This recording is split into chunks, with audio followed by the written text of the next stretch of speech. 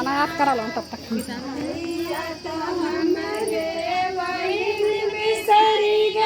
जब भौजी गवन के आई ना, जब भौजी गवन के आई ना, ये सोची सोची हमें हमरा गवाई, इतने में भैया मिले आई ना, ये सोची सोची हमें आवेला रोवाई,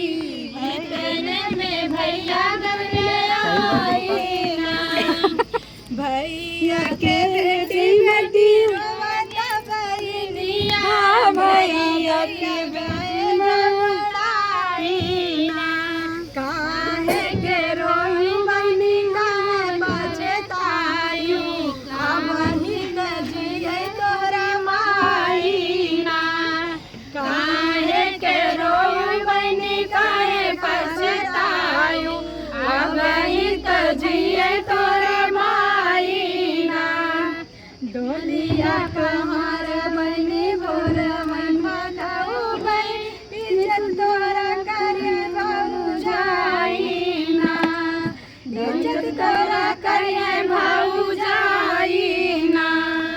जवाना यादर बनी माई आगे पाऊ, ओसे बड़ी कहिए घर भाई ना,